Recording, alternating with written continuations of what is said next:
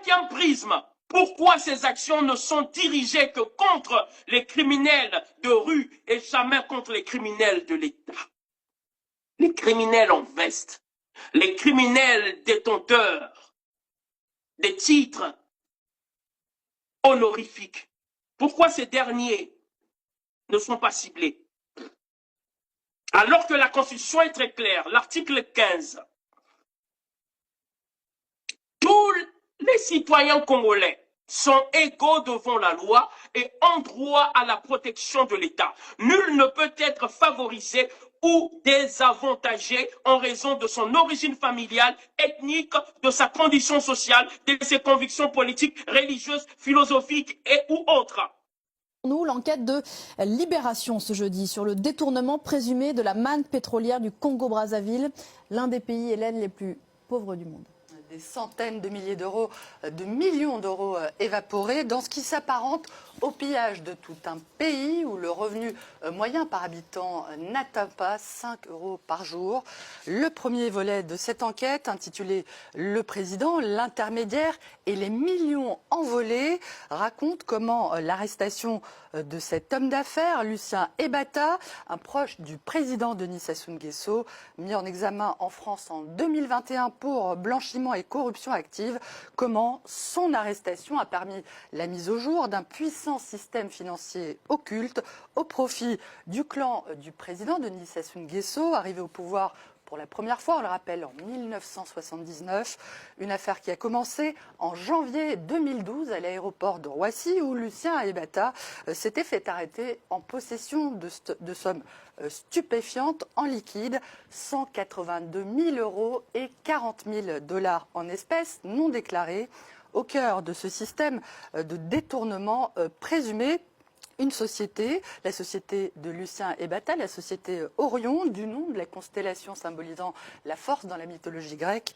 Une entreprise moins poétiquement immatriculée aux Seychelles avec l'aide du cabinet d'avocats Mossack Fonseca, un nom qui vous dit sans doute quelque chose puisqu'il s'agit de la société qui s'est retrouvée au cœur du scandale d'évasion fiscale des Panama Papers. S'agissant d'Orion, donc, Libé affirme que cette société a alimenté des dépenses somptuaires, des dizaines de milliers d'euros de cadeaux achetés dans des boutiques de luxe sur les Champs-Élysées, jusqu'à des mouvements de cash pouvant atteindre des millions d'euros à Paris et à Monaco.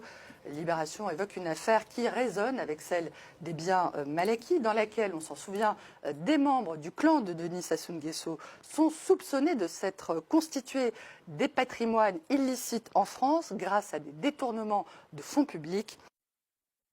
Mais cet article n'est pas respecté par la gendarmerie.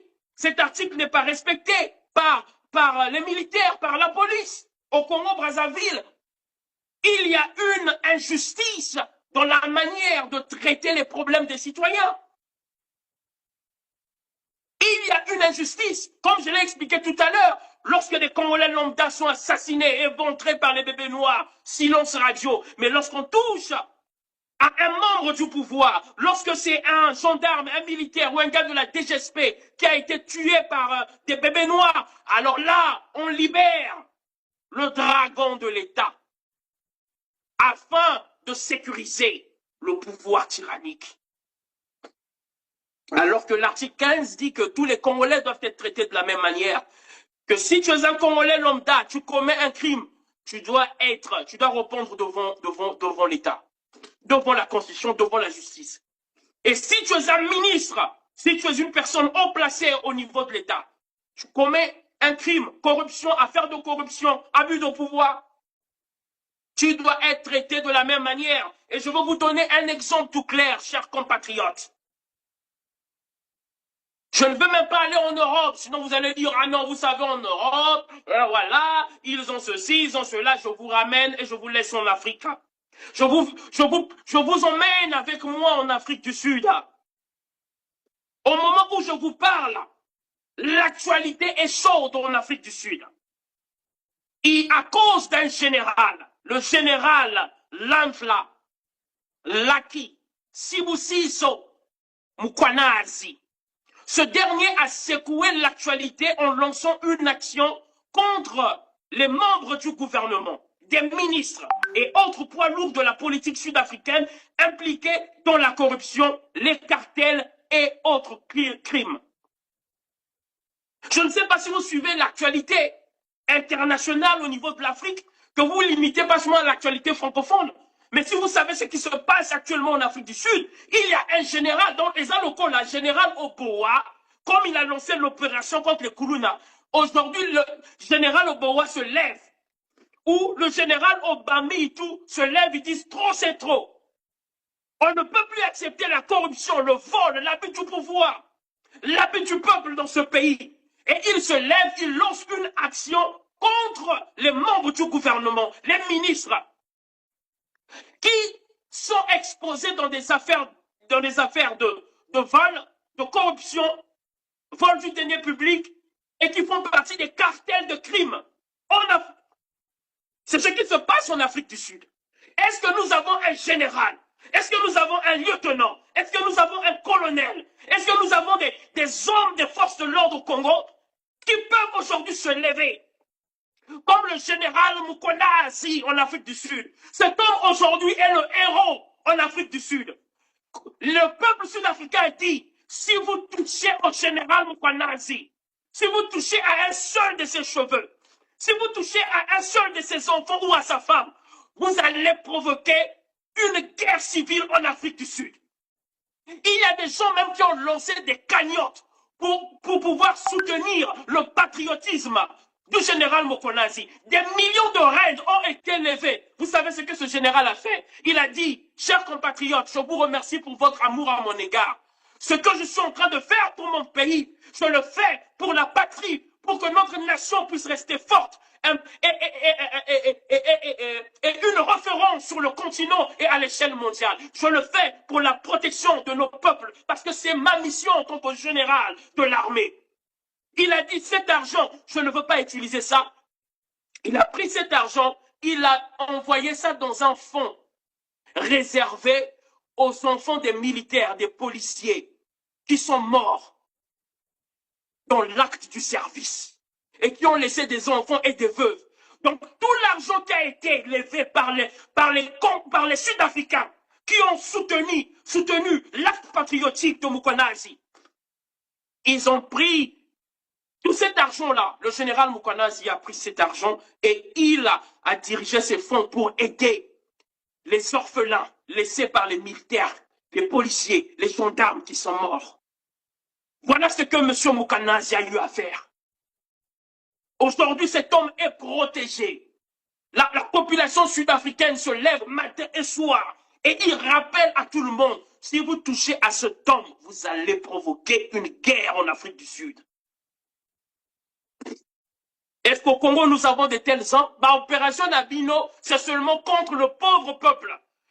Opération Nabino, c'est seulement contre des opérations truquées. Parce que nous savons que même parmi ces bébés noirs, il y a des gens de la gendarmerie, de la DGSP, ce sont des gens des bébés noirs en font partie. Et souvent, quand il y a ce genre d'opération, il s'agit même des règlements de compte entre bébés noirs qui se trouvent dans les corps, dans les forces de l'ordre. Vous voyez, c'est ça la triste réalité en République du Congo. Et en dehors de l'acte de M. Mukonasi, il y a également une opération qui a été lancée à Cape Town. Une affaire de vol de deniers publics, plus de 2 milliards de rondes ont été volés par des membres du gouvernement. La police a mené une investigation et ils ont lancé une opération. La police sud-africaine est rentrée dans les locaux du gouvernement et ils ont arrêté les membres du gouvernement haut placés.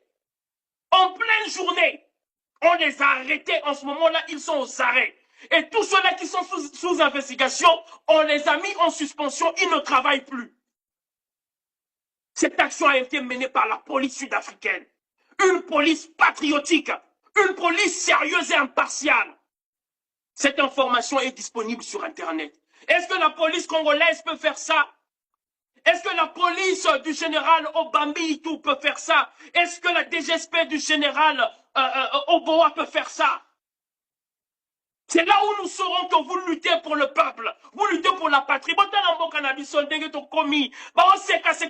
Partout. Général Obowa, général Obami, tous nos frères du corps. Je sais que parmi vous, il y a des patriotes. Est-ce que ça vous fait plaisir? Regardez notre pays. On n'est plus respecté partout à travers le monde. Et ça, la binopacité.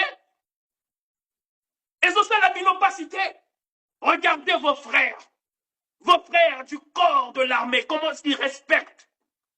Comment ils respectent leur mission et leur devoir, qui consiste à protéger l'État et non protéger un clan. Prenez l'exemple de l'Afrique du Sud. Prenez l'exemple de l'Afrique du Sud.